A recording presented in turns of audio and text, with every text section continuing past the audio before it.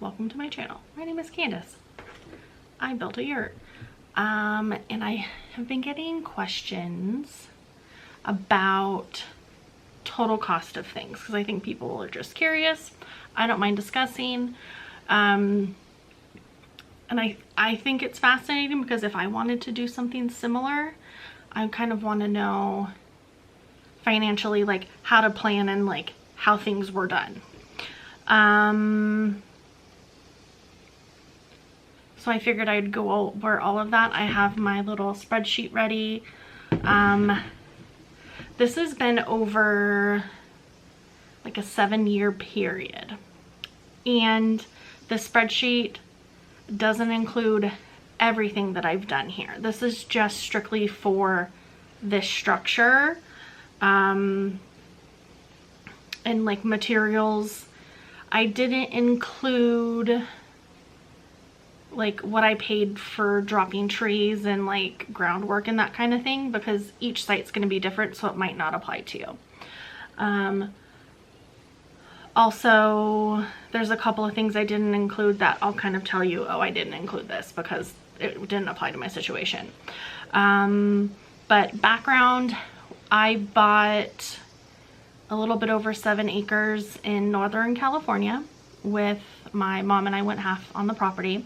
So I technically own a little bit over like 3.5 acres. My portion of the land cost was $110.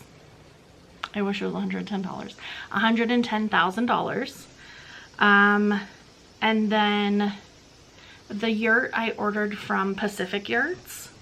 That cost me $19,015. I ordered it from Pacific Yurts in Oregon, so I didn't have to pay sales tax. I didn't ship it because if I would have shipped it to California, I would have had to pay California sales tax.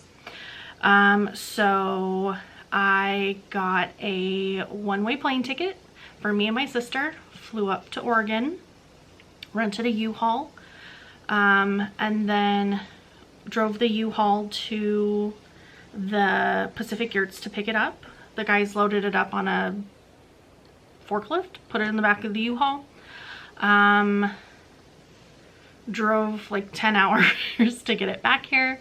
So I didn't include like the flight, the U-Haul rental, but I saved a good like $4,000 by not shipping it to California because shipping this is expensive because it's large. It filled up like the back of a semi-large box truck. I don't remember what size I ordered, but it was like the medium-sized box truck because it's long pieces, right? Like the rafters are, I don't even know how long. Well, you can see they're like 20-foot rafters. They're huge, and there's a lot of them. So I didn't include that.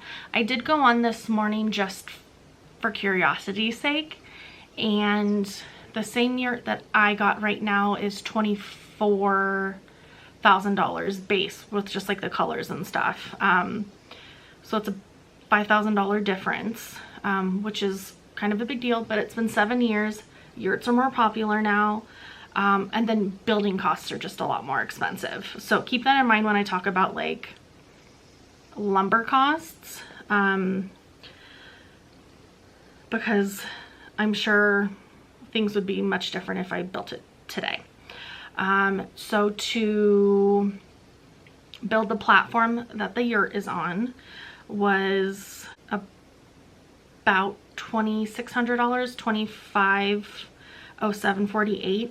I tried my best to go back through bank statements and credit cards, but I was hoping that my store transactions would be under my account summaries on these stores. Most of them only kept my records for about 2 to 3 years, so the more recent stuff I have a lot more details on, but the older stuff, like I don't know how much a piece of lumber was. So for the yurt platform, for all the 4x4s, 4x6s, I didn't find the receipt. I went back through and did 2x6 bracing on all of the 4x4s. or 4x6s. I don't know how much that was. It was probably another $500. And I try to include like all of the brackets and stuff, because all of that stuff adds up. You know, a bracket's a couple bucks a piece, and then if you have to get 50 of them, you know, that's a couple $100. So the Yurt platform was $2,500. That includes 4x4 posts, 4x6s, and the subfloor. I looked for just shits and gigs to see like what the subfloor would be. And that was, they're $75 a piece right now. So the Yurt's about 700 square feet. We did those are 4x8. So that's 32 square feet. So if we did 700 square feet divided by 32 square feet, that's 22 boards. So 22 boards times $75. Right now, just for the subfloor, it would be $1,600. Just for the flooring part. And a lot of it you have to buy a little bit more because you're cutting it in a circle. So it was probably more than, I think I bought probably like 25 sheets of 4x4s or 4x8 subfloor. And then the cement pier blocks, those were a couple $100. Permits, I had to file for 2 permits, the original Yurt permit, and then once it was built out, I had to file an additional permit because someone called the county on me and said, hey, she's got a wood stove. So I had no problem. I didn't realize that I needed to pull a secondary permit. So that cost me $895 for that. So permit costs total $2,295. I'm not sure what it would be now. Because municipalities are more used to using them now, and building apartments. So I don't know, they kind of like grandfathered me into some other things that they had going on in order to get it permitted. I did have to pay an engineer. That was $1,400 because I bought it in Oregon. Their engineer was from Washington, so the engineered plans had a Washington stamp. So I had to get a California engineer to say, yes, this meets our guidelines, and also these are things that you need to do if not. And that cost me $1,400. It was a pretty quick process. Luckily, Pacific Yurts is super responsive because I kept having to ask them, like, can you send me the snow load plans? And hey, can you send me this? So they were able to email me everything digitally. So that was really nice. The front deck, for the receipts that I could find, that cost me $2,244.57. So that would have been all of the redwood boards, posts, the stain. I didn't include like purchase of equipment that I needed to buy because that's stuff that I will be keeping. But to, you know, build everything, I have an orbital sander. I have a nail gun. I didn't use that for the decks. I just did everything with my impact. I don't have a ton of tools though. So I have a drill, I have an impact driver, I have a circular saw, I have a jigsaw, I have a chainsaw, I have a orbital sander, I have my nail gun now, which I used for the 2x4s for the wall here.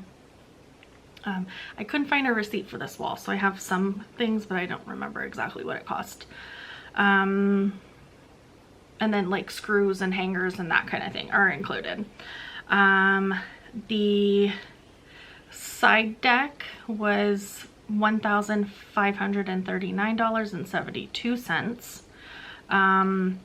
That includes the stain, that includes the pier blocks, posts, roofing, everything.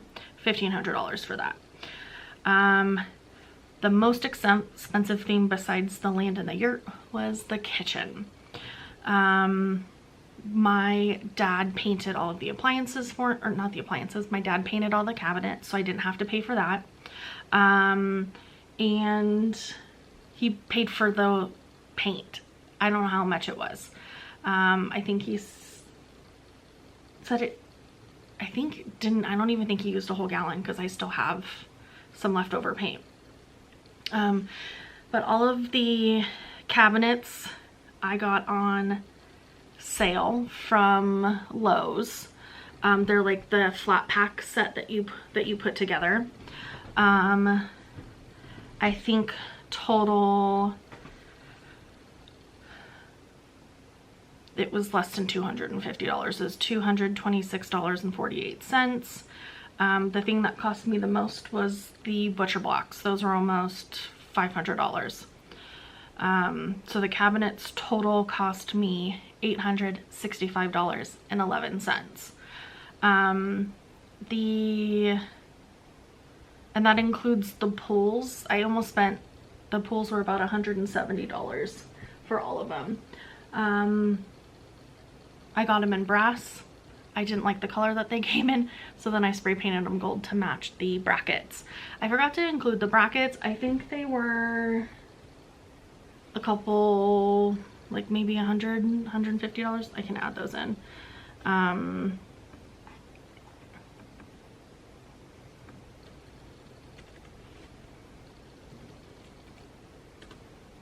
Okay, so that will be a little bit over $1,000 for the cabinets. The wood for the floating shelves, I already had 2 of the boards. I just had to buy another one, another 2, I think. So that was nice. The appliances, so stove and fridge, were $33,648. Those are the most expensive because they're propane. Propane appliances always cost more. They're smaller. Also, I got Unique brand because they were the cutest propane fridges and stove that they had. There's a lot cheaper electric appliances, and then ones like propane ones that come out of like RVs and stuff like that. So you can get ones that are cheaper, but they're just not as cute. Part of me wants to take off all of the silver and paint it gold, but I'm not going to. Maybe I will the next place I move. And then the wood stove was about $900. I couldn't find the receipt for the bricks underneath and the piping. I think that kind of just depends on how far of a distance you need to run, how tall your house is, how much you have to run it out, because that will determine the pipe length. Also, I got too much pipe, and so I have a ton laying around outside.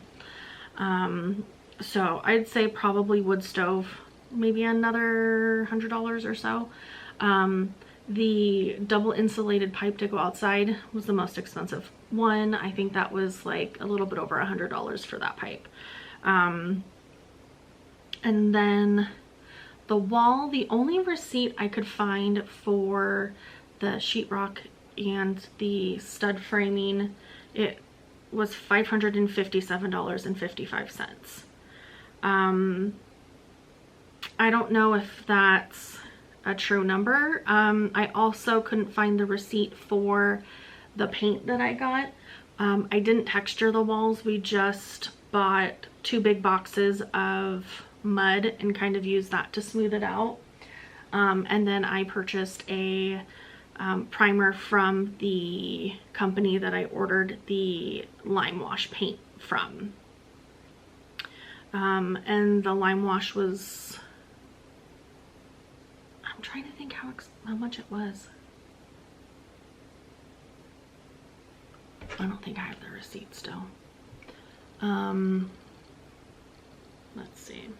I got it from Color Atelier.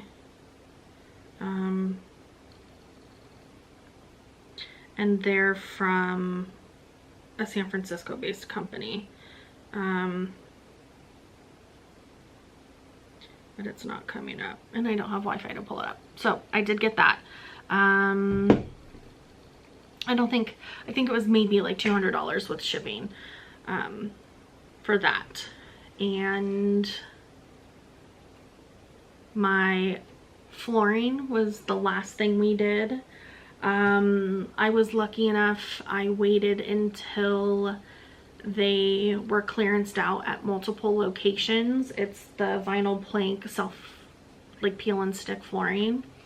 That was $441. So I think it was like 69 cents a square foot, which is wildly cheap. I did have to go to 3 different stores because they only had a certain number of boxes at each store. But for $441, you can't floor an entire place. I still have a couple of spots that I need to finish, but I don't need to buy any more. That being said, I kind of hate the floor. It looks super nice, but because of the dome, I get direct sunlight, and it's like every day it like lifts and bows because it gets so hot from the sunlight. So if any of you guys have suggestions on how to fix that, I would love those suggestions. I think it would really benefit me. Okay, so total for construction items was $35,694.53. If we added the value of the land into that, total is $145,694.53. So $145,000. So yeah, if you guys have any other questions, let me know. I am totally fine with being transparent. And this is all stuff. I have a full-time job. I'm a full-time student right now. So this is just all of the things that I've been able to do on weekends and holidays. I did take a week off to do the platform because I was here by myself for the Yurt platform, and I wanted to get that done. From start to finish, from when we started to when the Yurt was up, I think it was about 6 months. Now doing it, I would be able to do it so much faster. But besides the first catio that I built, which is the first like catio video on the channel, and I built a platform for my 4Runner to go camping. But besides those 2 things and like putting IKEA furniture together, this is the first thing I've ever built.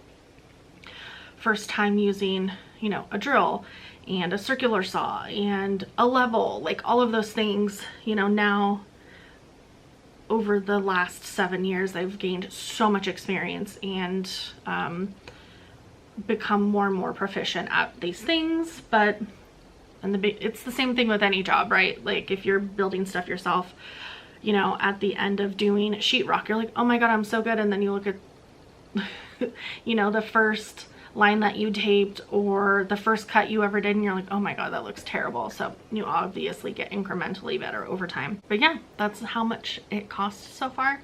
I also didn't include like anything for the gardens, the catio builds, the potting bench, you know, any of the landscaping or any of that, because that's all stuff on top of it. Yeah, and obviously you wouldn't have to pay the same thing because it's different. But most of everything was built pre-COVID, so lumber prices were a lot lower. So yeah, because even like the yurts, like a quarter of more, so it's 125% more expensive than what I paid for it. So if everything, for shits and gigs, let's do some math. So let's take this number and then multiply it by 1.25. yeah, so if everything increased about 25%, that's, you know, lumber costs and things like that. What the yurt cost me to build was $35,694.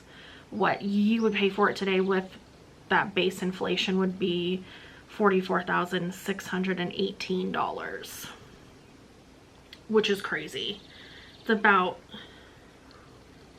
$9,000 difference, which is huge, especially if you're poor like me. So thanks so much for watching. Like I said, let me know if you have any questions or any other things, or want me to go into more details of like where I bought stuff. This video is already close, it's 23 minutes right now. I'll probably cut a lot out, but so let me know if you have any questions. I'd be happy to answer. And I think the next big project we're working on is redoing the fence around the garden. So you should be seeing that soon, I hope. We've been working on it. It just takes so much time, and it's been really hot, and so I don't like to be in the sun. So I'm rambling. I need to go. But thanks so much for stopping by, and I hope to see you guys soon.